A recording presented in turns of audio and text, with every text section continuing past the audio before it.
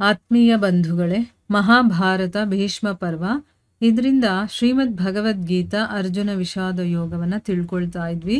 ಓದ ಭಾಗದಲ್ಲಿ ಅರ್ಜುನ ಕೃಷ್ಣನಿಗೆ ಹೇಳ್ತಾನೆ, ನನ್ನ ವಿರುದ್ಧ ಪಕ್ಷದಲ್ಲಿರುವಂತಹ ಯಾರೆಲ್ಲ ರಾಜರು ಆ ದುರ್ಬುದ್ಧಿ ಇರುವಂಥ ದುರ್ಯೋಧನನಿಗೆ ಸಪೋರ್ಟ್ ಮಾಡೋದಕ್ಕೆ ಬಂದಿದ್ದಾರೋ ಮತ್ತು ಈ ಯುದ್ಧವನ್ನು ಮಾಡಬೇಕು ಅನ್ನುವಂಥ ಆಸೆಯಿಂದ ಬಂದಿದ್ದಾರೋ ಅವರನ್ನೆಲ್ಲ ನಾನು ನೋಡಬೇಕು ಅಂತ ಇಷ್ಟಪಡ್ತೀನಿ. ಅದಕ್ಕೋಸ್ಕರನೇ ಅವರೆಲ್ಲ ನನಗೆ ಕಾಣಿಸೋ ಹಾಗೆ ನಾನು ಯಾರ ಜೊತೆ ಯುದ್ಧ ಮಾಡಿದ್ರೆ ಸರಿ, ಯಾರು ನನಗೆ ಯೋಗ್ಯರು ನನ್ನ ಜೊತೆ ಯುದ್ಧ ಮಾಡೋದಕ್ಕೆ ಅಂತ ನಾನು ನಿರ್ಧಾರ ಮಾಡಿಕೊಂಡು ಅರ್ಥ ಮಾಡ್ಕೊಳ್ಳೋವರೆಗೂ ನೀನು ಅಲ್ಲೇ ನಿಲ್ಲಿಸು ರಥವನ್ನು ಅಂತೆಲ್ಲ ಹೇಳ್ದ.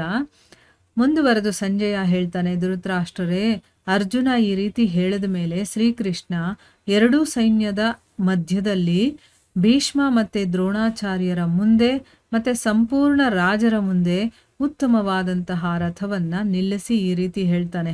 ಏನು ಹೇಳ್ತಾನೆ ಅಂದರೆ, ಪಾರ್ಥ, ಯುದ್ಧಕ್ಕೋಸ್ಕರ ಸೇರಿರುವಂತಹ ಈ ಕೌರವರನ್ನು ನೋಡು ಅಂತ ಹೇಳಿ ಆಮೇಲೆ ಪೃಥಾಪುತ್ರನಾದ ಅರ್ಜುನ ಏನು ಮಾಡ್ದ, ಆ ಎರಡೂ ಸೈನ್ಯಗಳಲ್ಲಿ ಸ್ಥಿತರಾಗಿದ್ದಂತಹ ಯಾರ್ಯಾರಿದ್ದಾರೆ ಆ ಎರಡೂ ಸೈನ್ಯದಲ್ಲಿರೋರು ತನ್ನ ಕಡೆಯವರೇನೆ, ಚಿಕ್ಕಪ್ಪ, ಮಾವ ಮತ್ತು ತಾತ, ಮುತ್ತಾತಂದ್ರು, ರಾಜರು, ಮಾವಂದ್ರು, ಸೋದರರು, ಮಕ್ಕಳು, ಮೊಮ್ಮಕ್ಕಳು ಮತ್ತು ತನ್ನ ಮಿತ್ರರು, ಮಾವಂದ್ರು ಅಂದರೆ ಹೆಂಡತಿಯನ್ನು ದಾರೆ ಎರೆದು ಕೊಟ್ಟಿರ್ತಾರಲ್ಲ ಆ ಮಾವಂದ್ರು ಮತ್ತು ಸುಹೃದಯಗಳನ್ನು ನೋಡ್ತಾನೆ. ಅಲ್ಲಿ ಉಪಸ್ಥಿತರಾಗಿದ್ದಂತಹ ಸಂಪೂರ್ಣ ಬಂಧುಗಳನ್ನು ನೋಡಿ ಆ ಕುಂತಿಪುತ್ರನಾದ ಅರ್ಜುನ ಬಹಳ ಕರುಣೆಯಿಂದ ತುಂಬಿ ಶೋಕ ಪಡ್ತಾ ಈ ರೀತಿ ಹೇಳ್ತಾನೆ. ಅಂದರೆ ಅಲ್ಲಿ ಯುದ್ಧ ಮಾಡಬೇಕು ಅನ್ನೋ ಜೋಶಲ್ಲೇನೋ ಬಂದ ಅವರು ನನ್ನ ವಿರುದ್ಧ ಪಕ್ಷದವರು ಅಂತಂದ್ಬಿಟ್ಟು, ಆದರೆ ಅಲ್ಲಿ ಹೋದರೆ ಎಲ್ಲ ತನ್ನ ಸಂಬಂಧಿಗಳೇ, ಅವ್ರ ಜೊತೆ ಒಂದಲ್ಲ ಒಂದು ರೀತಿಯ ಒಡನಾಟ ಇರುತ್ತೆ. ಅಂಥ ಸಂಬಂಧಿಗಳನ್ನು, ಸ್ನೇಹಿತರನ್ನು, ಸುಹೃದಯಗಳನ್ನು ಇವರನ್ನೆಲ್ಲ ನೋಡಿದ ಮೇಲೆ ಅವನ ಮನಸ್ಸಲ್ಲಿ ಕರುಣೆ ಅನ್ನೋದು ಬಂದ್ಬಿಡುತ್ತೆ. ಮತ್ತು ಆ ಕರುಣೆ ಬಂದಿದ್ದರಿಂದ ಅವನು ಶೋಕ ಪಡ್ತಾ ಈ ರೀತಿ ಹೇಳ್ತಾನೆ. ಅರ್ಜುನ ಹೇಳ್ತಾನೆ, ಕೃಷ್ಣ, ಯುದ್ಧ ಕ್ಷೇತ್ರದಲ್ಲಿ ಯುದ್ಧದ ಅಭಿಲಾಷೆಯನ್ನು ಇಟ್ಕೊಂಡು ನಿಂತಿರುವಂತಹ ಈ ಸ್ವಜನ ಸಮುದಾಯವನ್ನು ನೋಡಿ ನನ್ನ ಅಂಗವೆಲ್ಲ ಶಿಥಿಲವಾಗ್ತಾ ಇದೆ, ತಣ್ಣಗಾಗ್ಬಿಡ್ತಾ ಇದೆ ನನಗೆ, ಮತ್ತು ನನ್ನ ಬಾಯಿ ಒಣಗ್ತಾ ಇದೆ, ನನ್ನ ಶರೀರದಲ್ಲಿ ಕಂಪನ ಮತ್ತು ರೋಮಾಂಚನ ಆಗ್ತಾ ಇದೆ, ಗಾಂಡೀವ ಧನಸ್ಸಿದೆಯಲ್ಲ ಅದು ಕೈಯಿಂದ ಬೀಳ್ತಾ ಇದೆ, ಮತ್ತು ತ್ವಚೆ ಎಲ್ಲ ಬಹಳ ಉರಿತಾ ಇದೆ, ಮತ್ತು ನನ್ನ ಮನಸ್ಸು ಭ್ರಮೆಗೆ ಒಳಗಾಗ್ತಾ ಇದೆ.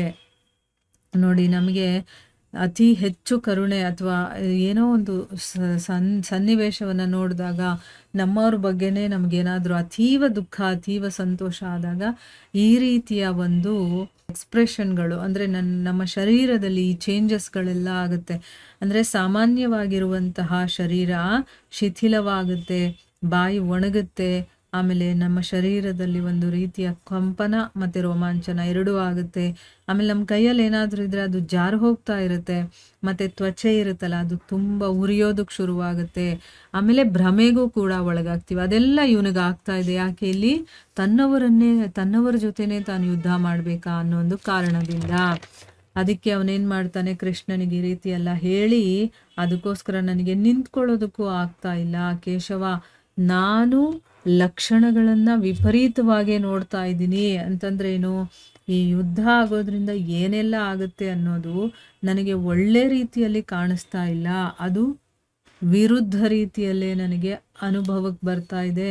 ಮತ್ತು ಯುದ್ಧದಲ್ಲಿ ಸ್ವಜನ ಸಮುದಾಯವನ್ನು ಕೊಂದು ನಾವು ಒಳ್ಳೆಯದನ್ನು ನೋಡೋದಕ್ಕೆ ಸಾಧ್ಯನೇ ಇಲ್ಲ. ಈ ಯುದ್ಧ ಆದರೆ ಅದರಿಂದ ನಮಗೆ ಒಳ್ಳೇದಾಗಬೇಕು. ಈಗ ನಾವು ಸ್ವಂತದವರನ್ನೇ ಕೊಂದರೆ ನಮಗೆ ಒಳ್ಳೇದು ಎಲ್ಲಿಂದ ಆಗುತ್ತೆ, ಕಲ್ಯಾಣ ಎಲ್ಲಿಂದ ಆಗುತ್ತೆ? ಕೃಷ್ಣ, ನಾನು ವಿಜಯವನ್ನೂ ಬಯಸೋದಿಲ್ಲ, ರಾಜ್ಯವನ್ನೂ ಬಯಸೋದಿಲ್ಲ, ಮತ್ತು ಸುಖವನ್ನು ಕೂಡ ಬಯಸೋದಿಲ್ಲ.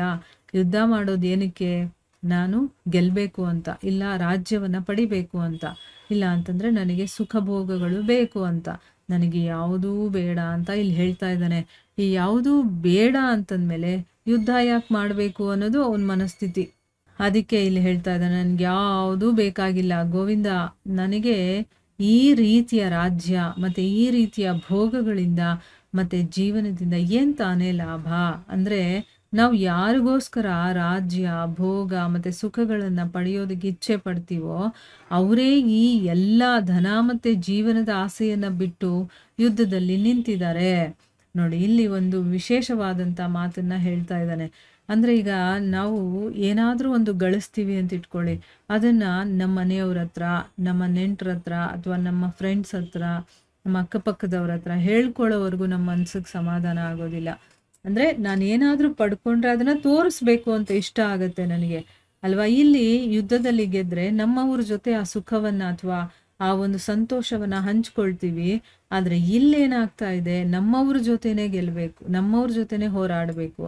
ಸೊ ನಾನು ಯಾರಿಗೋಸ್ಕರ ರಾಜ್ಯ ಭೋಗ ಸುಖಗಳನ್ನ ಪಡಿಬೇಕು ಅಂತ ಇಚ್ಛೆ ಪಡ್ತೀವೋ ಅವರೇ ಏನ್ ಮಾಡ್ತಾ ಇದ್ದಾರೆ ಇಲ್ಲಿ, ತಮ್ಮ ಈಗ ಯುದ್ಧದಲ್ಲಿ ಏನಾಗುತ್ತೋ ಗೊತ್ತಿಲ್ಲ, ಜೀವದ ಹಂಗನ್ನ ಬಿಟ್ಟು ಬರ್ಬೇಕವ್ರು ಅಲ್ವಾ, ತನ್ನ ಜೀವದ ಮೇಲೆ ಆಸೆಯನ್ನ ಬಿಟ್ಟು ಬರ್ಬೇಕಾಗತ್ತೆ.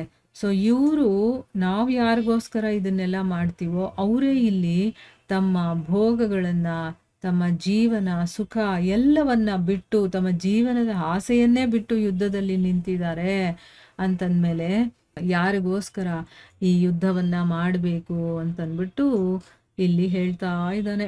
ನೋಡಿ, ಅವನು ಎಷ್ಟೆಲ್ಲ ಯೋಚನೆ ಮಾಡ್ತಾ ಇದ್ದಾನೆ. ಯಾಕಂದ್ರೆ ಅವನ ಮನಸ್ಸು ಒಬ್ಬ ಭಕ್ತನ ಮನಸ್ಸಾಗಿರೋದ್ರಿಂದ ಬೇಗ ಬೇರೆಯವರಿಗೆ ಹಿಂಸೆ ಕೊಡೋದ್ರಲ್ಲಿ ಅವನ ಮನಸ್ಸು ಉತ್ತೇಜಿತವಾಗಲ್ಲ. ಅವನಿಗೆ ಕರುಣೆ ಬರ್ತಾ ಇದೆ, ನನ್ನವರನ್ನ ನಾನೇ ಹೇಗೆ ಕೊಲ್ಲೋದಪ್ಪ ಅಂತಂದ್ಬಿಟ್ಟಲ್ಲಿ ಯೋಚನೆ ಮಾಡಿ ಆ ವಿಷಯವನ್ನ ಕೃಷ್ಣನಿಗೆ ಹೇಳ್ತಾ ಇದ್ದಾನೆ. ಮುಂದುವರೆದೇನಾಗುತ್ತೆ ಅಂತ ನಾವು ಮುಂದಿನ ಭಾಗದಲ್ಲಿ ತಿಳ್ಕೊಳ್ಳೋಣ.